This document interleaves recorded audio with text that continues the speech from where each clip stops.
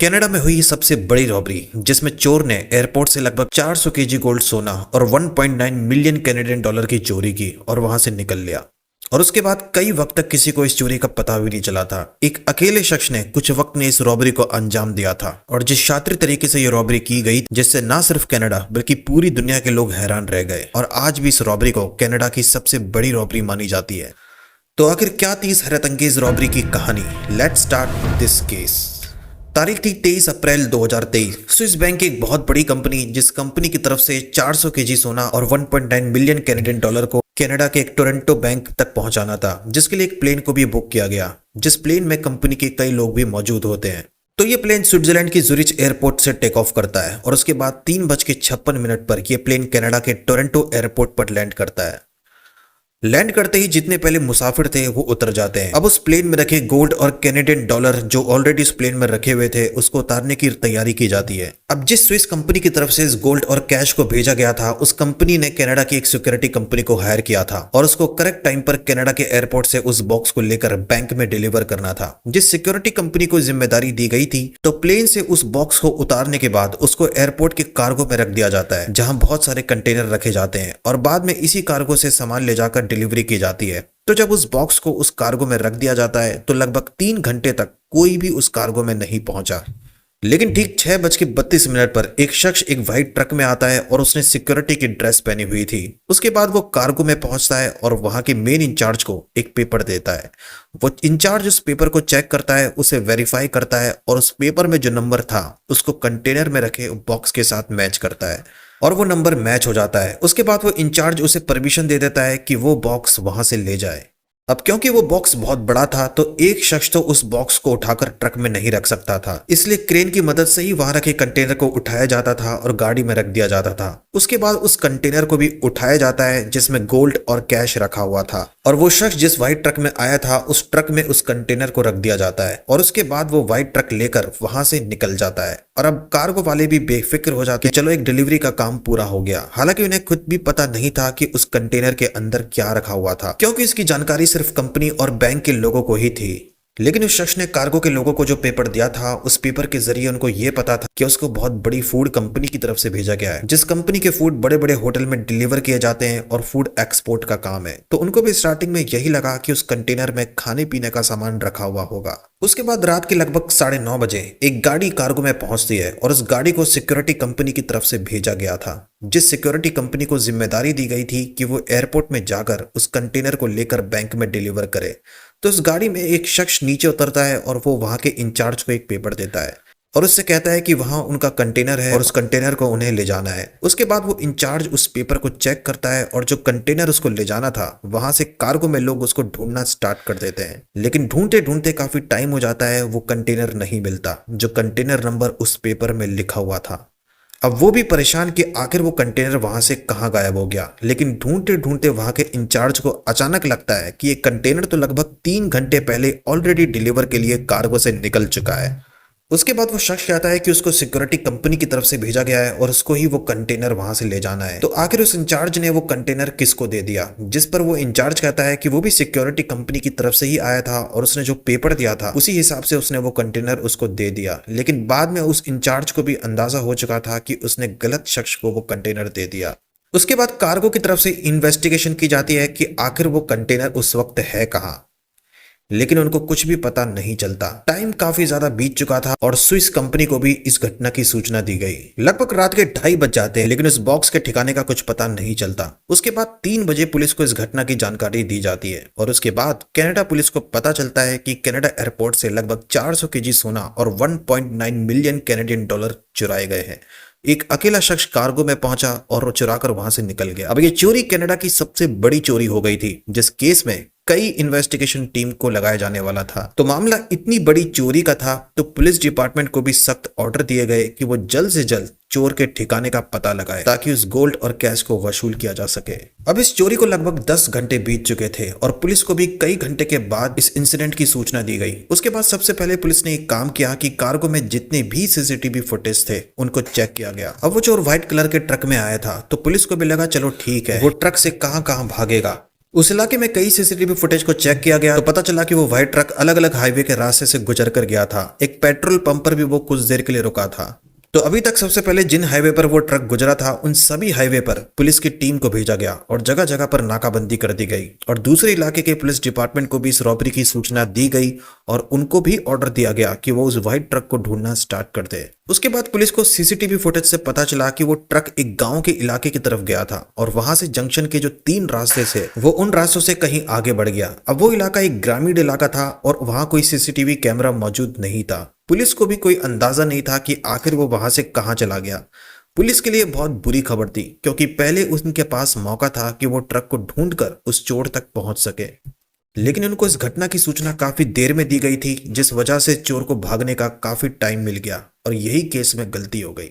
अगर इस केस में स्टार्टिंग में इतना ज्यादा टाइम वेस्ट नहीं होता और सही टाइम पर पुलिस को इस रॉबरी की सूचना दी जाती तो स्टार्टिंग में शहर में नाकाबंदी करके चोर को पकड़ा जा सकता था। वो चोर एक सिक्योरिटी गार्ड की ड्रेस पहनकर उस कार्गो में पहुंचा था। उस चोर ने कार्गो में इंचार्ज को जो पेपर दिया था उस पेपर को भी जब चेक किया गया पुलिस को लगा कि कोई ऑफिस या कोई कारखाना हो सकता है जहां पर 400 केजी सोना और इतने कैश को पहुंचाया जा रहा हो। इसी वजह से उस इलाके में लगभग 200 से 250 जगह ऐसी थी जहां पर पुलिस ने लगातार निगरानी बनाए रखी, लेकिन काफी वक्त तक इन्वेस्टिगेशन और पूछताछ के बाद भी इस केस में पुलिस को कोई एविडेंस नहीं मिला जिससे चोर तक पहुंचा जा सके। उसका स्केच बनाने की भी कोशिश की गई और स्केच को कनाडा के हर अखबार में छपवाया गया और लोगों से रिक्वेस्ट की गई कि अगर किसी को उसके ठिकाने का पता चले तो वो तुरंत इसकी सूचना पुलिस को दे। कई बार पुलिस को जानकारी भी दी गई कि उसके ठिकाने का पता चला है और वो वहां पर है, लेकिन पुलिस की टीम जब वहां पर पहुंचती है तो और जब वहां पर उसको ढूंढने की कोशिश की जाती है तो चोर वहां पर होता ही नहीं है और बाद में पता चला कि उनको गलत जानकारी दी गई थी।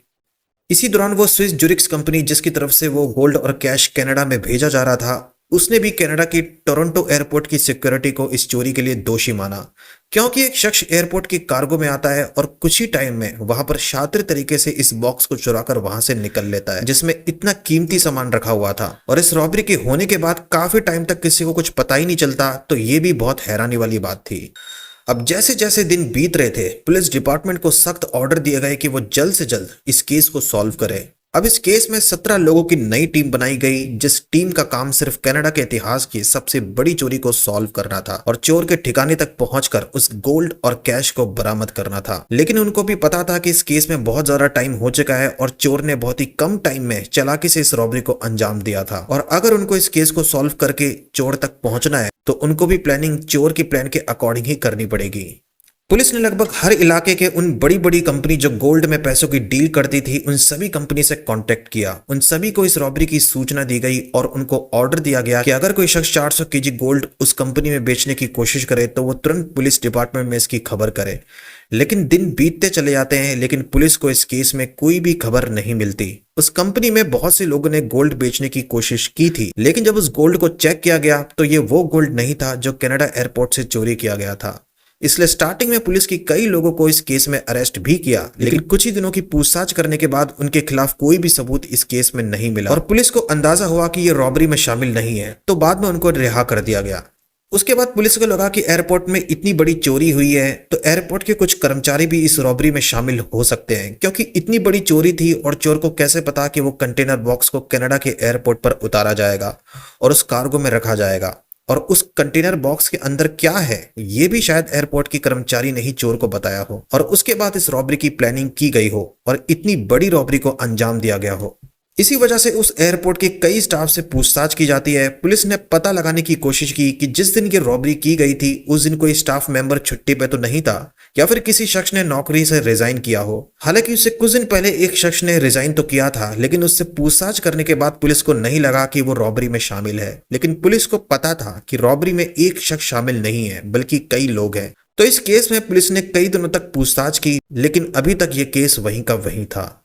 इसी दौरान पुलिस को डर भी था कि कहीं चोर ने उस सोने को गला न दिया हो, क्योंकि पहले भी ऐसे कई केस हो चुके हैं जब चोरी की गई चीजों को जब बेचने की कोशिश की गई तो उस वक्त पुलिस को चोर के ठिकाने का पता लग जाता है। लेकिन अगर चोर ने सोने को गला दिया होगा तो चोर तक पहुंचने के चांस कम हो जाएंगे। तो कई दिनों तक इस केस की इन्वेस्टिगेशन चलती रही। अप्रैल में ये रॉबरी हुई थी और जून, जुलाई और उसके बाद 3 महीने बीत चुके थे, लेकिन चोर कहां पर है ये किसी को भी पता नहीं। इसी दौरान यूएस के पेंसिल्वेनिया शहर में एक ड्राइवर रोड पर गाड़ी चलाते वक्त ट्रैफिक रूल का उल्लंघन कर देता है उसके बाद उस जगह पर क्योंकि ट्रैफिक पुलिस मौजूद थी, उस गाड़ी को रुकवाया जाता है और उस गाड़ी की तलाशी ली जाती है। गाड़ी की तलाशी लेने के बाद उस गाड़ी में से ट्रैफिक पुलिस को 65 हथियार मिलते हैं और उस गाड़ी में कई मशीन गन और राइफल रखी हुई थी। अब वहां ऑफिसर को भी अंदाजा हो चुका था कि एक गाड़ी में इतने सारे हथियार का होना मामला कुछ गड़बड़ है। तो तुरंत इस घटना की खबर पुलिस को दी जाती है कि उनको एक गाड़ी में 65 हथियार मिले हैं और उनको लग रहा है कि कुछ गड़बड़ है। गाड़ी की स्पीड भी काफी ज्यादा हाई थी। उसके बाद पुलिस उस जगह पर पहुंचती है और उसको अरेस्ट किया जाता है। अरेस्ट करने के बाद उससे पूछताछ की जाती है। उसके क्रिमिनल रिकॉर्ड को चेक किया जाता है कि आखिर कहीं पहले वो किसी क्राइम में पकड़ा तो नहीं गया। उसकी खबर न्यूज़पेपर में छापी जाती है। वो टीम जो इस रॉबरी के केस की इन्वेस्टिगेशन कर रही थी, वो न्यूज़पेपर में जब इस खबर को पढ़ते हैं और जब उस खबर में जिस शख्स की फोटो छपी हुई थी, उस फोटो को देखने के बाद उनको लगता है कि जैसे वो उसको पहले भी देख चुके हैं। उसके बाद अप्रैल में हुई उस कनाडा रॉबरी के सीसीटीवी फुटेज को चेक किया जाता है और सीसीटीवी फुटेज में चोर का चेहरा जो पुलिस को नजर आया था, जिसके कई स्केच भी बनाने की कोशिश की गई थी। अब पुलिस को अंदाजा हो गया कि ये वही शख्स है जो कार्गो में उस ट्रक से आया था और जिसने वो रॉबरी की थी। उसके बाद उसके क्रिमिनल रिकॉर्ड को चेक किया जाता है और कनाडा पुलिस को पता चलता है कि वो पहले भी कई छोटी मोटी चोरी को अंजाम दे चुका है, जिस वजह से वो कुछ टाइम के लिए जेल में भी रहा था। लेकिन इस बार जो उसने रॉबरी की थी वो अब तक की सबसे बड़ी रॉबरी थी और उसको पता था कि अगर वो इस रॉबरी में शामिल होगा और अगर ये रॉबरी कामयाब हो गई तो उसके बाद उसके पास इतने पैसे हो जाएंगे कि बहुत टाइम तक उसको फिर दोबारा रॉबरी करने की जरूरत नहीं पड़ेगी। अब उस चोर को कनाडा की पुलिस डिपार्टमेंट को भेजना था। अब उसके बाद यूएस पुलिस डिपार्टमेंट को बताया जाता है कि उन्होंने जिस शख्स को अरेस्ट किया है वो ऑलरेडी कनाडा में बहुत बड़ी रॉबरी कर चुका है, तो उसको कनाडा पुलिस डिपार्टमेंट में भेजा जाए। उसके बाद यूएस पुलिस को भी जब इस कनाडा एयरपोर्ट रॉबरी का पता चलता है और जब उनको भी लगता है कि हाँ वो उस रॉबरी में शामिल था जिसकी तलाश कनाडा पुलिस को कई वक्त से है, उसके बाद यूएस पुलिस ने भी कनाडा पुलिस की हेल्प की और उस शख्स को कनाडा भेज दिया जाता है।